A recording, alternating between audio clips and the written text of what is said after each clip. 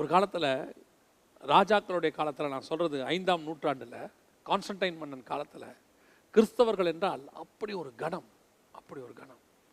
அவர்களை கண்டு ராஜாக்கள் பயப்படுவாங்களாம். ஏன்னா அவங்ககிட்ட அவ்வளோ உண்மை இருந்துச்சான். நீங்கள் அப்போஸ்தலர் நடவடிக்கைகள் எடுத்து வாசித்து பாருங்கள். அப்போஸ்தலரை கண்டு அவர்கள் பயந்திருந்தார்கள்னு இருக்கு. காரணம் என்ன? அவங்க கையினால் அப்படி ஒரு அற்புத அடையாளம் நடந்துச்சு. அதில் மட்டும் இல்லை, அவங்களுடைய தனிப்பட்ட வாழ்க்கை தி பெஸ்ட். நான் எப்பவும் சொல்லுவேன், 10 பங்கில் 1 பங்கை வச்சுக்கிட்டு 9 பங்கு கொடுத்துட்டார் அனனியாவும் சப்பீராலும். அவங்க 1 பங்கில் தான் உண்மை இல்லாதவங்களா இருந்தாங்க, 9 பங்கில் உண்மை உள்ளவங்களா இருந்தாங்க. அந்த 9 பங்கு கொண்டு வந்து கரெக்டாக கொடுத்துட்டாங்க. 1 பங்கில் தான் அவங்க உண்மை இல்லாமல் இருந்தாங்க. இதை வாங்கின அப்போஸ்தலர் அவங்க கேட்குற கேள்வி இவ்வளவுதானா?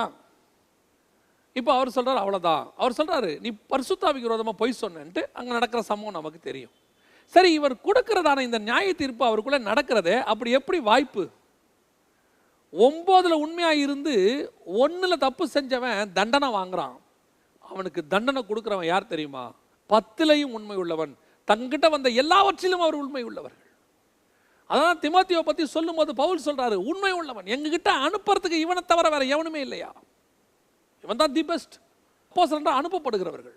தீமோத்தேயு சொல்றார், நான் அனுப்புறதுக்கு இவன் ஒரு பெஸ்டான ஆளு. இன்னைக்கு நம்மளை பார்த்து அப்படி சொல்ல முடியுமா? அந்த கணம் இருக்குதா?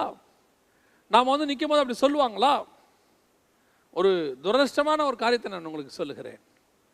ஒரு பெரிய வேலை ஸ்தலத்தில், அந்த வேலை ஸ்தலத்தில் இருக்கிற பெரிய அதிகாரி அவர் ஒரு முறை என்னிடத்துல சொன்னார், இந்த வேலைக்கு ஒரு குறிப்பிட்ட ஆள் வேணும் அப்படின்னு சொன்னார்.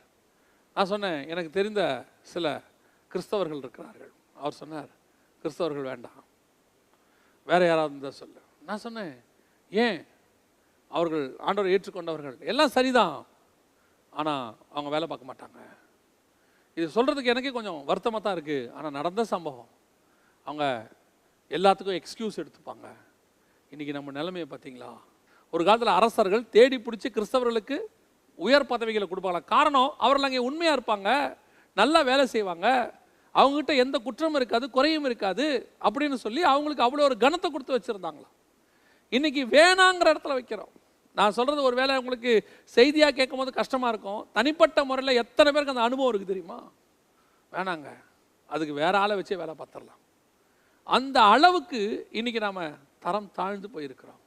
ஆண்டவர் சொல்கிறாரு, நீ மனம் திரும்பினா, நீ உண்மை உள்ளவனா மாறினா, நான் விரும்புகிறபடி நீ நடந்தினா, ஆண்டவர் சொல்கிறாரு, உன்னை நான் எப்படி மாற்ற போகிறேன்? ராஜாக்கள் கனத்தையும் மகிமையும் கொண்டு வருவார்கள்.